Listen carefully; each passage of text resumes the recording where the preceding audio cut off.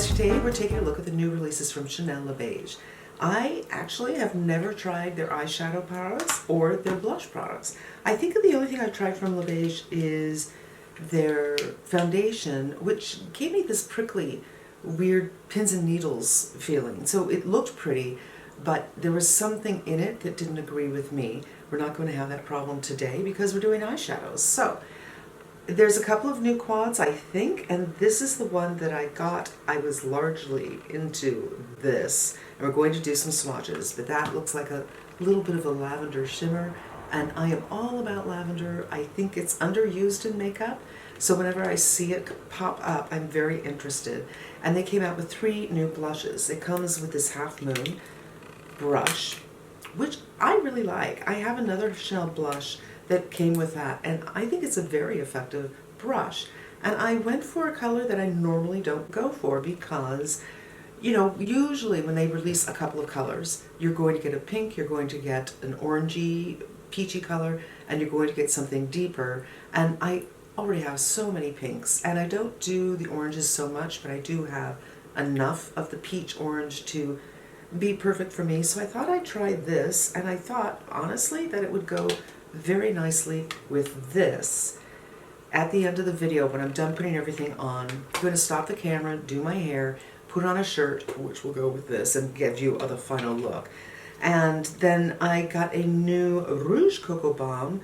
I love this formula, and I went for pink.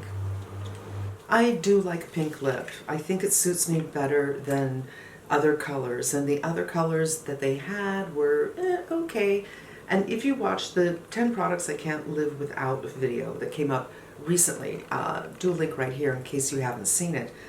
I love this kind of product. I want something to give me just a hint of brightness to my lip, and this is a very, very comfortable formula. So we're going to put it all together. I've already done my foundation. I'm wearing the Suq.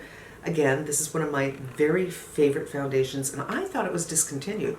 That's what I kept on hearing, but it is available, so I will link it below. And this color, which is 115, is very nice for me. It's a hair light, but just a hair. This time of year is when I can wear it, and then I'm kind of stuck. So I can only wear it for maybe 3 months out of the year, so of course I put that on, and we're just going to do a little powder. I got my powder ready, but I've decided, you know what, let's do the eyes first, because normally that's what I do. I put on my foundation, I let it set up while I'm doing my eyes. So let's do some swatches. Right here, it looks like a champagne, and this is the lilac. That is so interesting to me, and this one. Really pretty spring-like kind of colors. They do look a little light. It's possible people with darker skin tones won't enjoy this. Ooh. But this color is far deeper than I thought it might be.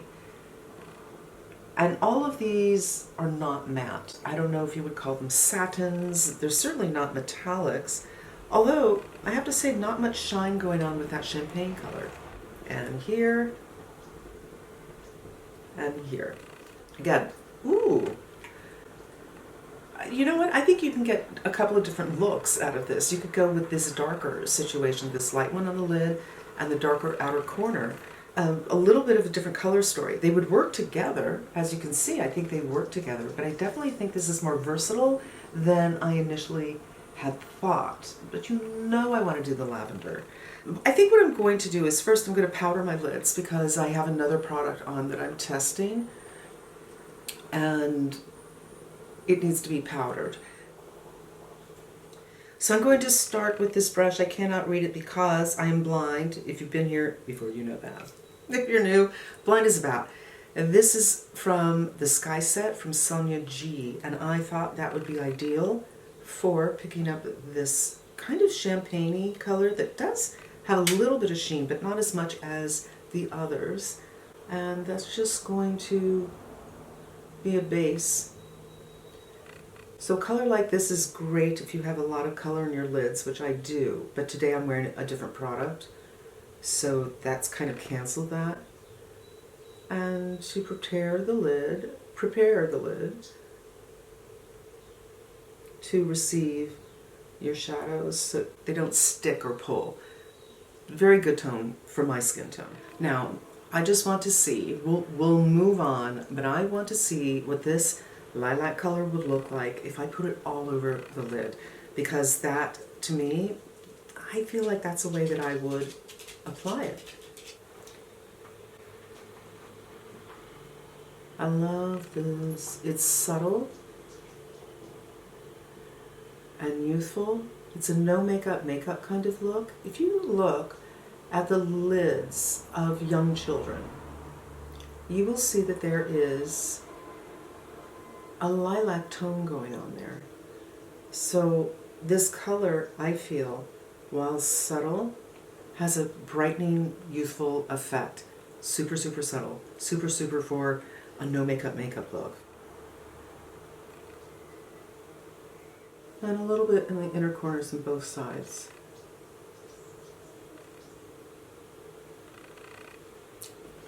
I love it. It's a sophisticated makeup. It's not going to smack you in the face. The idea is, for me, with this color, someone might not even see that it's on your eyes, and when they see you blink, they might maybe think it's your natural color, perhaps.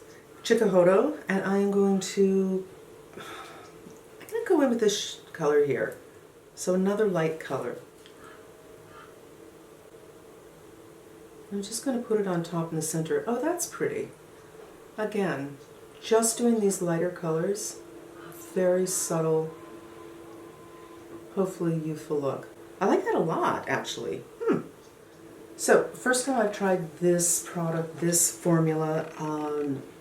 They work fine. I don't know what to say. No problem, no skipping, no strangeness. They are different, I think. But I can't imagine how, because it's the same company, but I find that the regular Chanel, I think they're called Rouge, maybe, are a bit drier. Well, the mattes, I can't do a comparison one to the other, but I think they're a little bit drier. Now I'm going to take my Coco brush. All my brushes are listed down below. I think this is 1.14, and I'm going to do this purpley color. And this, I think, is the darkest. So I'm just going to do it around the lid, and it's possible, the outer corner, maybe I should have used a smaller brush, like a pencil brush. So I'm just going to be gentle with this.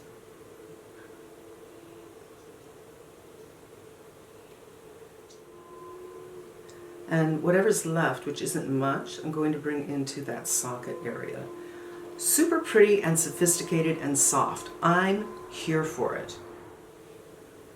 Okay, I pulled out a little bit too far on this side. You know what it was, you guys? When I had put on that shadow, my wrinkles were working, they were activated, and then when I relaxed my face, I saw this huge skip. So I tried to blend that out. So I'm just going to go over. There's nothing on this, but this is super dense, and it's almost like having a finger, which I probably should have used instead. I'm just trying to make them even, the two eyes. Okay, so there's that, and I'm going to put on a little bit of concealer, I think. What I'm wearing isn't offering me exactly what I want, but I'm having a color issue. So I think I'm going to put together these two from Makeup Forever, because I have them in two colors. And I did wipe this off. I didn't clean it off though, so risky. And I hope that I'm going to get a good color. Just want to do a little bit.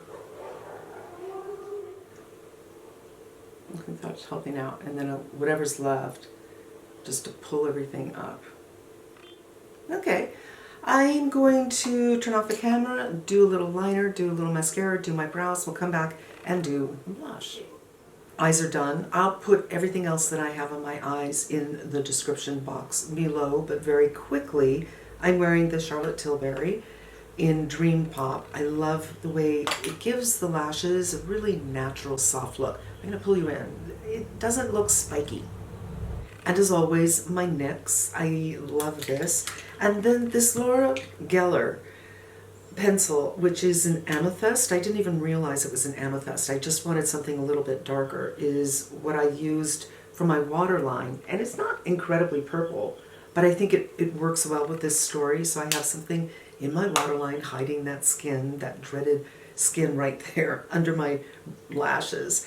So this is called Mauve Glace, or Glace. I don't know how you say it. Glaze. Glaze, glaze, glace, whatever. But it doesn't look mauve to me. And you can see there's a little snowflake right there. This is the color. This looks a little bit... What? That looks a little bit orange. What? I'm surprised. I'm so surprised. This does not look like it's going to work with this color story.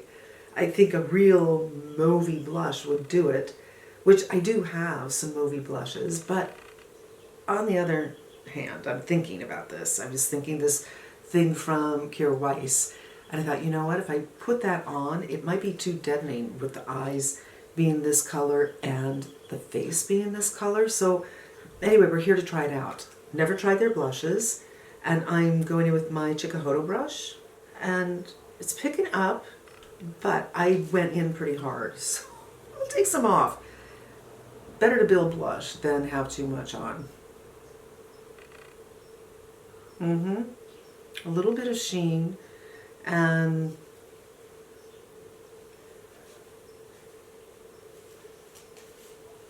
a little too much on this side, so we're just going to take some off and do some blending.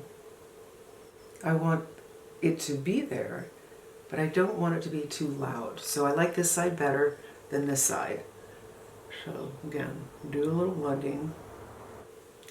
And if there's anything left, I'm just going to put it other places on my face, just so it all kind of relates to each other. I do feel like I would benefit from a tad bit of bronzer, so I'm going to do that. I'm doing the Ciroc bronzer in the shade Claire, and hopefully I'm not going to overdo it. I just feel that my foundation's a tad too light and want to add some life back to the face. Much better, I think. A little bit of bronzer can make all the difference if you use a light hand, I think. Again, I'm going to stop the camera, and I am going to change and do my hair, and then we'll do the lip and conclusions. Back, hair down, wearing something. Let's try the Coco Baume Lip Balm in Chilling Pink and see what's going on. It so reminds me of the Rose d'Ette from Hermes. It's a little better price than that. Although this looks a little bit lighter. Yeah, it looks a lot lighter. Really very little tint on this. A teeny bit of color, but not much. So let's do conclusions. Right off the top, I'm thinking I already have this, which offers a little bit of vibrancy that I love, and I also have this one from Kira Weiss, and they're all kind of the same thing. Obviously, this is something that I like. When I think these three products together, I think I probably don't need this one, but I will also say this one is really, really comfortable. I really enjoy this formula. I'm just kind of surprised. I think I was hoping for a little pop to help with these mauvey colors, but I think I got that with the blush. I was very, very surprised. It doesn't seem mauve to me. Let's do one more swatch. But look at this beautiful little snowflake. And on my finger, I'm thinking, whoa, that's no mauve. And on my skin tone, you can see on the cheeks, it does offer a little bit of liveliness, which I was hoping to get from the lip. So that's a surprise. And if you're thinking about getting this one and you wanted something more berry toned, really deep, like closer to my blouse, you know, you're probably not going to get it on this. But I don't know, maybe it's just pulling on my skin tone, this shade right here. That's so interesting. And now for the palette. This is my first Les Beiges palette, and this is my first Les Beiges blush as well. And the blush is beautiful, formula is lovely, no problems, just I'm surprised at the color. But this, I love this. It is so sophisticated, so easy to use, so not strong, you know what I mean? I'm going to pull you in and you can take a look at the eyes. I simply love this. Now these kind of colors I used to wear for years and years, but they were mattes and they were a little harder. And you saw, I think I used 2 brushes. I used the Hakuhodo. No, I think I used 3 brushes today, I think, right? I used the Hakuhodo for 2 of the shades, or 1 of the shades. I did this one for just putting the beige down and then a lilac, and this one. And they're beautiful brushes, yes, but I didn't have to spend much time blending. It was more about shaping so my eyes look even. And I love this palette. I love it, love it, love it. It's so funny because many Chanel, the regular palettes, I find that for me they shine when they are more dressy. The ones that have more mattes in them are kind of deadening. I don't know that they have anything like this in the Chanel line. I know there's something that starts with a T, like Tissue, to say or something. And I do have one of those, but those feel quite dry. It feels like a slurry, actually, like the Ciroc blushes, like layer after layer after layer of powder. And they're fine. They're more sparkly than these. But I think I only have one of those, and I really like this. I think this is a palette that I can go to really quite frequently and get a couple of different looks. So today I'm wearing all 4. I didn't go in with this one here, but I could. And I love the idea of doing this as a one and done and this as a one and done. Or if I just want flesh tone for some reason, not very likely, because I'm hooded, I don't want anyone to see it, this. So this is a beautiful, beautiful palette. I'm very pleased. And that's the video, you guys. Thanks so much for hanging out with me. I hope it was helpful, and I hope you come back again. Until we meet again, be safe, be smart, and I'm wishing you good health.